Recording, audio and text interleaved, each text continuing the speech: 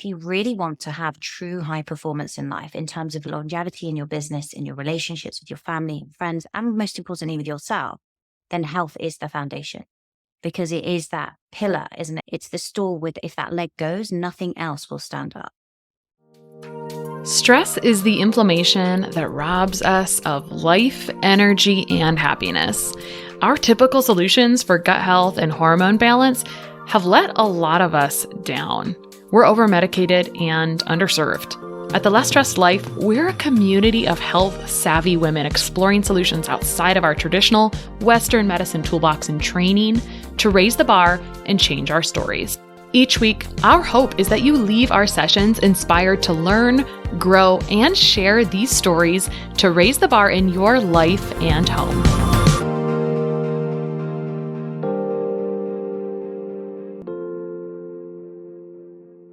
Today on The Less Stressed Life, I have Angela Foster. Angela is a health and performance coach, nutritionist, and founder of the Female Biohacker Collective and host of the High Performance Health podcast. As a former partner in a large law firm, she's no stranger to the demands of long hours and the challenges women face in combining high performance with family life while still optimizing their health and longevity. After suffering from burnout and major depressive disorder, culminating in a life-threatening battle with pneumonia, she used biohacking, holistic health, and spiritual practices to regain her health. So we're going to talk a little bit about that today and what's kind of coming to the forefront for the most important things in longevity and health. Welcome to the show, Angela. Thank you. It's great to be here. Yeah. And I'm so excited to be graced by your amazing British accent for this as well. This is my favorite. So I always think that my favorite place to start is your story a little bit. And I know in notes I have for you at some point, I'd love for you to tell the story about kind of that breaking point in your career and coming off of antipsychotic and antidepressant medications and side effects, which is a pretty loaded topic, but I wanted you to include that when you tell us your story a little bit and kind of how you ended up in the holistic health space. Yeah, sure. So as you said, and sort of bio, when you're reading my bio, I was a corporate lawyer for many years. And in corporate law, it's like all-nighters, weekends, just kind of burning the candle at both ends, sacrificing sleep, all the things that you and I talk about that people should be prioritizing don't really get prioritized. And I think that really set the stage in terms of adrenal function. I was having problems with my hormones. I was ignoring the signs of repeated chest infections and things. I had pleurisy, bronchitis, all these things going on. And then when I was 8 months pregnant, I made 8 months pregnant with my first child, I made partnership. And then I went on to have my second son within sort of the space of that 12-month maternity leave. I was 3 months pregnant. So everything was kind of happening quite quickly. I was surprised. I didn't expect to have problems with my mental health. I didn't think I was someone it wasn't on my radar that I might suffer with postnatal depression. But I did suffer really, I was really challenged by it on the first and second pregnancy. But it was after my third pregnancy that became really entrenched, even though between my second and third child, I'd really worked on myself and really tried to kind of done a lot of psychotherapy and cognitive behavioral therapy to reprogram my thoughts and things. I'd got a maternity nurse in to make sure I was getting more sleep. All the things that the medical team were advising I do to try and protect myself. But that third time, I just kind of fell harder with it and faster. And I think we can talk about some of that and the sort of neurological patterns that can happen. But that's when it really became entrenched, and it was so physical as well as mental. And I got to the point where my daughter was 2. You couldn't really call it postnatal anymore. They were struggling to treat it. I had repeated thoughts of suicide, not wanting to act on them because I was sort of created this. I felt like there was a prison in my own mind. I didn't want to carry on and didn't want to continue. But I also felt that I didn't want to leave my kids and my husband behind as the kids whose mum took her own life. So I really didn't know where to go with it. And I was under psychiatric care, trying all different kinds of medication, including, as you say, antipsychotics, should I say, alongside antidepressants. And that was for controlling for bipolar episodes, because I would have these incredible periods where I'd be on an extreme, almost high, and I would feel like Superwoman. I could get everything done. And at first, when these occurred, I thought I was healed. But actually, what I realized, they were just kind of preceding this big fall afterwards. And then as they were shifting medications and things around, my kids got a flu, I picked it up. And that's when it moved into pneumonia. And things just got really bad from there. I was having scans. They thought I had lung cancer at one point. but it turned out to be viral and bacterial pneumonia. And that's when kind of everything changed, right? Right. I'm Mhm. imagining you with 3 young children. I don't know how far apart they are in age, but if they're less than 2 years, it sounds like for sure there was 2 of them less than 2 years apart, which I feel like is a lot to be managing. Plus it sounds like you were still in your very highly stressful career at that time. Is that correct? Before Yeah, everything I fell took apart? some time. Yeah, I was in the beginning and then I took some time off. I had the 3 kids. There was 3 of them within 4.5 years. And this was Mhm. actually against the backdrop of, which we can talk about, the reason for those pregnancies being close together was actually because I had PCOS and endometriosis. So it was kind of under, again, medical advice, right? That you're trying to solve for one problem, but then it's putting an excess pressure on my body and sort of taking its toll. So they were all very young. And I think that obviously was hard. I don't think I had that recovery period that you should have between pregnancies, particularly when you're having C-sections. Mm. But I think that with mental health, it's so difficult. And so it's one of those things that just, it can happen to anyone, right? It doesn't care about culture. It doesn't care about wealth. It doesn't care about nationality. And it hits hard. Mhm. And we do have diagnostic codes for mental health, even though a lot of things get lost between the edges. But some of the other things you mentioned where you're not really having time to heal, to recover, your adrenals are taking a hit, that is not recognized so much until you are almost dead, right? Like until you're almost dead, we do not recognize what status. I always tell people when they're frustrated by their medical care, your doctors probably has like burned out adrenals as well, because they have a similarly terrible schedule to you in the law firm. They are, when they're going through med school, they are working and burning candles at both ends. Maybe they're doing that in their career. So role modeling is a problem. We don't have Yeah, good role models. it's true. It's Like very good point. the overall culture. And I've been really thinking, and probably you, I know you talk a lot about like syncing life with other things, but I think a lot about nature and animals. And the other day, my daughter was watching the chickens go to bed in the backyard. And she said, "Isn't it funny how nature just knows? Like, how do these chickens know that they should go to bed as it becomes dusk?" And we think about the winter and taking rest and all these things that are, for high performing women, are not really badges of honor, right? It's like go and you get really addicted to this busyness. And then stillness feels extremely uncomfortable. Not to go off on a super different tangent, but just some things that when we're talking about this big topic, I wanted to bring up. So you're on these meds. There's a little bit of a roller coaster there. And another thing that's missed, I wish, is that we checked hormones more postpartum, because there's certainly a plummet in progesterone, thyroid hormones, et cetera, postpartum. So you're on these medications. You want to come off of them. Tell us a little bit about how that unfolded, because this is kind of can be messy and, like you said, life-threatening.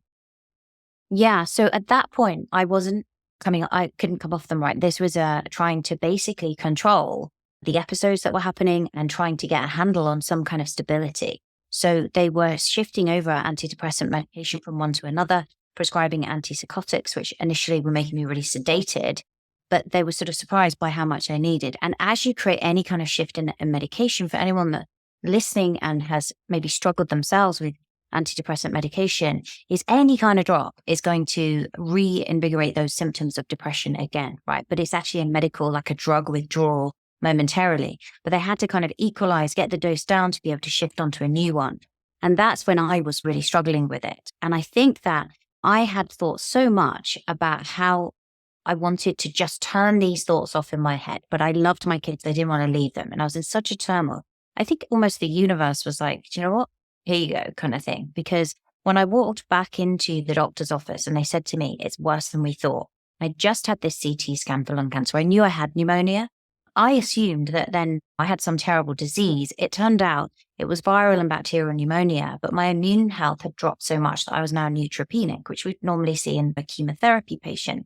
So I was admitted. And I think the thing about being in hospital at that point is I'd spent so long trying to run away from myself and actually physically running. That was something I was doing to try and alleviate the mental health issues. And then you're in hospital with yourself, away from your family. I couldn't pick them up from school. I couldn't even tell them I was being admitted because it was so kind of urgent at that point. And I finally felt a sense of peace, and this just felt okay being me. And at that moment, I felt this overwhelming sense of A, gratitude that I was alive, and B, love for my children. And I think that your ability to heal in that situation is transformational. And it certainly was for me. And within 48 hours of me making that decision of like, it was a wake up call, I've got to get well or my kids are going to grow up without their mum. And it was really about them. My blood work changed. And so my white blood cell count started to come back up, which was key to my recovery because I had viral and bacterial pneumonia. So antibiotics will take you so far. They're not really going to cure a virus. So we needed my immune system on board. And it's funny, isn't it? Because I can see you find like just how, and I know you experienced that, like how transformational that is, and the mental component, how it impacts your physical health it's still, when I say it, like, it still feels extraordinary now, but it's the reality that it can happen just so quickly as well. Luckily, we've named a field of study for this, right? Right now, the psychoneuroimmunology. The nervous system informs the immune system. And there's a schematic I use when trying to describe to people the steps to take for healing inflammation and overall health. And I think sometimes people are surprised and not surprised that the nervous system makes up at least 50% of it, which is exactly what you're saying. And what I heard from that story was you had a moment to just stop. Life is funny or not funny in the way that if you don't take the smaller messages, the messages will just become more emergency alarms to the point before you know it, you're checked into the hospital. And what I heard from that was you were required to take a pause and focus on yourself instead of absolutely everybody else. And all of a sudden, it was like a huge shift in your body. I mean, it was your quote unquote awakening, right? Almost. It sounds like it was. It sounds like this massive turning point. So I just have to know. So you're in the hospital. All of a sudden, these markers start to change massively as you feel in your nervous system better. Then what happened? What was when I was admitted and I had given oxygen, put on a drip, all these things, I had no idea that they were literally hours away from intubating me. They didn't tell me that because they just said it's worse than we thought. It's an immediate admission. And it was a few days later when they said, we're just retaking your bloods. We're seeing improvement. This is amazing. And I connected with myself. As I say, I felt more peaceful. And I also felt this profound sense of love. And so I kind of made, I would say, a psychological commitment at that point. I'm going to get well. Now, like any kind of journey, it's never that simple, is it, when you leave? When I came out of the hospital, I was so happy to be alive. But then very quickly, I realized just how weak I was. I'd lost a ton of weight. I was really struggling. Within 6 weeks, they wanted to kind of rescan to see the damage, and they couldn't because I'd got another chest infection. So it was clear to me at that point, I'm going to have to build my immune system back up. And that's when I started initially just studying this for me. It was like, how can I get really well for my kids? That's all I want to do.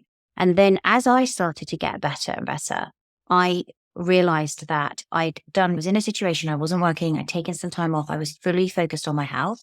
And I realized that I had these two things, these two parallel worlds where I could be super successful as a corporate lawyer and really high achieving, but then burning out, or I could be not working and really full of health and vitality. I hadn't yet come off the meds, and I'm totally happy, as you've asked, to talk through that process in a moment. But I could feel really healthy and full of vitality. And I was working my way to being medication free at that point. And then I was like, I want to combine these two worlds. There has to be something where you can have both. And that's really where the whole, like my podcast, High Performance Health, was born. It's like, let's bring those together. And what I realized over time is that if you really want to have true high performance in life, in terms of longevity in your business, in your relationships with your family and friends, and most importantly with yourself, then health is the foundation. Because it is that pillar, isn't it? It's the stool with, if that leg goes, nothing else will stand up. And so I and then I started working with more and more people, started the podcast in 2019. And later that year, I managed to fully transition off all medication. And since then, I've been medication free, which was against doctor's advice. I was told, you're going to be on this meds for the rest of your life because it had been so long. Mm-hmm. I think that's helpful for people to hear because people hear that all the time. And there's a mourning period, right? Like the stages of grief or the stages of whatever. It's like, I am not sure I want to accept that. And you'd have to accept it. I always think one of my mantras is that there's always another option, typically.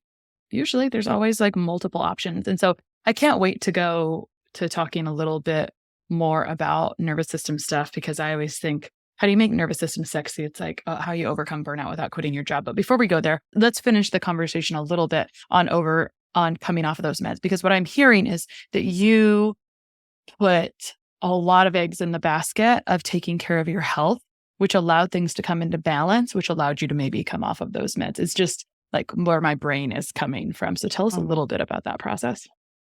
So that process was mental, physical, and spiritual. I think the spiritual component I hadn't looked after. Like my definition of spirituality was being raised as a strict Catholic.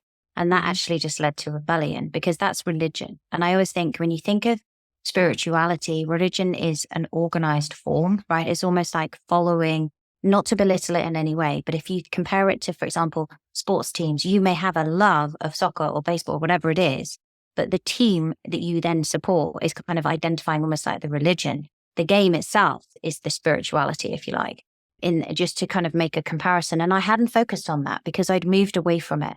And I think that's why perhaps I wasn't as in touch with myself. So I'd done psychological work. As I said, I'd done CBT. Now what I was starting to realize after, I think one of the first books I picked up on this was Breaking the Habit of Being Yourself by Dr. Joe Dispenza. And I realized I had to break the habit of being myself. And what he talks about, how you can signal new genes to act in new ways, was what had happened to me in the hospital. And I changed my immune system.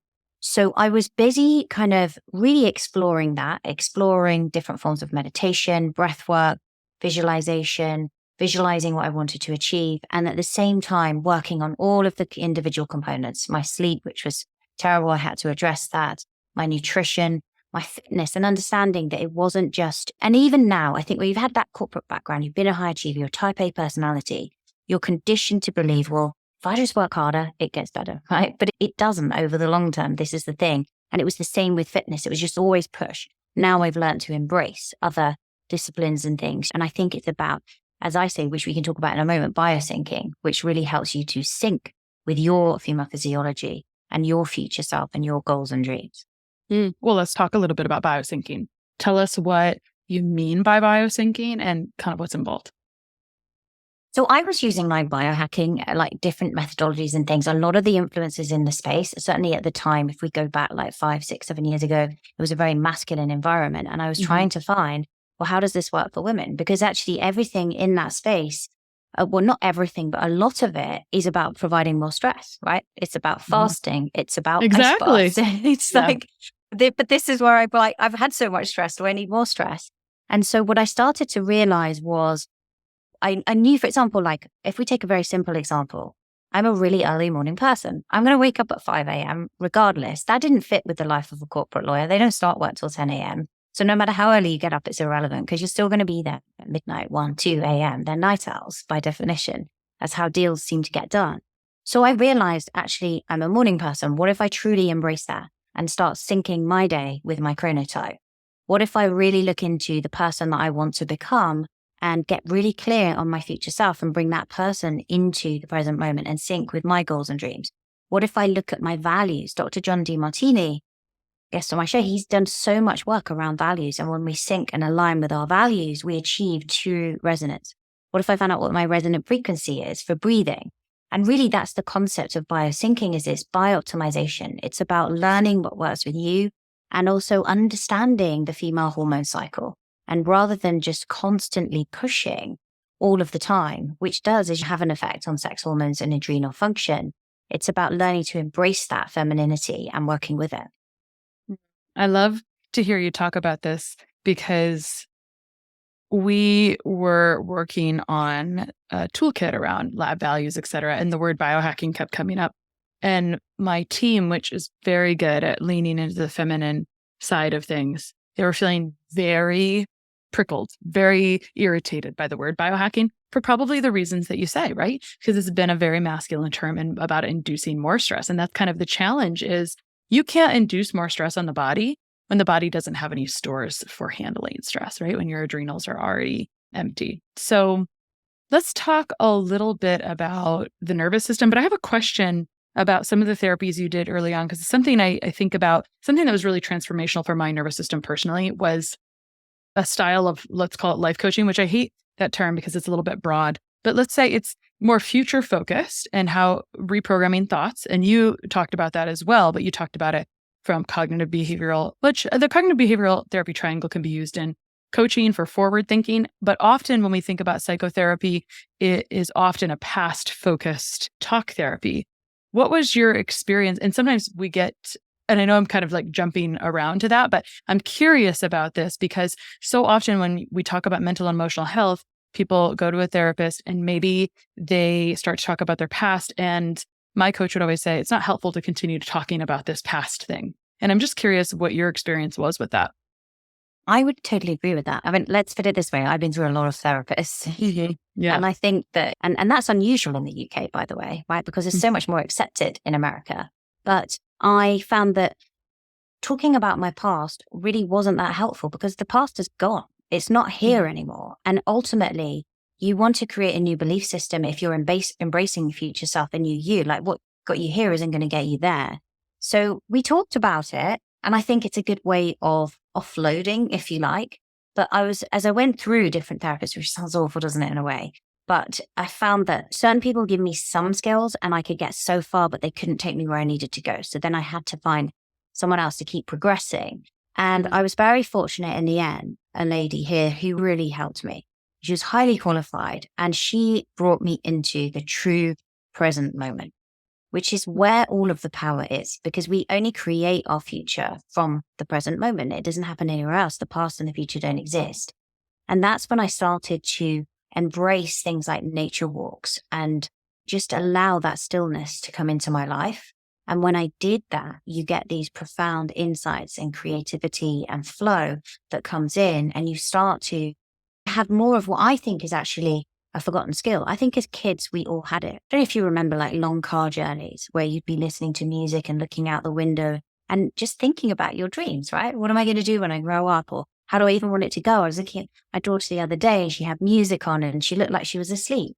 And afterwards, she said to me, Mommy, I wasn't sleeping. I was thinking about this and this, and it was so much fun. But when do we stop dreaming as adults? Do you know what I mean? You get to a point, I think, somewhere. And I think this, again, Joe Dispenza talks about the fact that by 35, your belief system, I think he says, has been built. And I think you get to that age in your mid-30s where you kind of think, this is me. And you anticipate that in another 10 years' time, it's just going to be you, but older. And that's not true.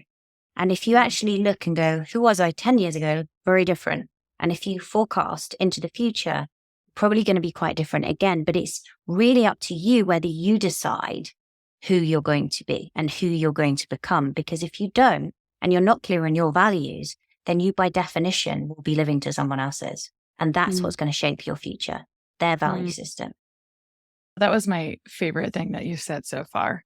Did you ever, I've heard you reference Joe Dispenza a couple of times. He's very transformational for a lot of people. Have you ever been to one of his conferences? I haven't, but it's on my list. And I think it's because they're a week long. And I haven't wanted to leave my kids yet for a week. So yeah. Yeah. Well, we'll keep in touch about going to the St. Joe Dispenza conference because I just continue to look at his event calendar and wonder, when will one of these work out? You brought up offline, just talking about some insights around the nervous system that you found exciting. That's what you are feeling very intrigued by in practice now. Will you talk a little bit about that? Yeah, for sure. I think a lot of people have heard of what the metric heart rate variability, and some people are tracking it. So just for the people that maybe haven't heard that term before, it's really looking at the interbeat variability. So the heart is not designed to beat like a metronome. So if we take like somebody who has, it's easy to say 60 beats a minute. It could be 50, could be 40 something, could be higher. But let's say the average heart rate is 60 beats per minute. It's not going to be one beat uniformly every second. There's a variation between those beats. And that variation is really important because the more variability that we see, generally speaking, the better your adaptive reserve is. So the better capacity you have and resiliency and stress at any one point in time. And so we can look at heart rate variability to measure how we're holding up. And if we start to see it trending down, there's a lot of stress going on. And obviously it changes across the menstrual cycle a little bit as well, because progesterone influences it. And it changes again in things like perimenopause. But if we monitor someone's HRV, then we can really help them to understand. And what we've been doing, we do in our BioSyncing blueprint, is actually to use a bodyguard. It's a medical grade device to look at someone's HRV during the day, all day long. Because with things like the Aura Ring and the Whoop strap, You can look at it at night and you can see your overnight metric. You can use something like a Polar H10 and take a morning reading in conjunction with an app like Elite HRV. But the magic really happens, I think, when you can start to observe what's going on during the day and see how your behaviors, your thoughts, what you're eating and everything is influencing your nervous system in real time. And now how that picture is being mirrored, there's patterns that go on in sleep according to what's happened during the day. And that's what we've observed. And so if you're not recovering, it's not just about working hard a week and recovering at the weekend. If you're not introducing micro recoveries throughout your day and letting yourself rebalance, that's when your sleep can become really disrupted and you're not moving into those sort of deep states of repair. You called the device you like to use, did you call it a bodyguard? Yeah, it's called a bodyguard by a company called First Beat. I'm not familiar with it. Let me use the Oura Ring, for example, or any kind of sleep tracker.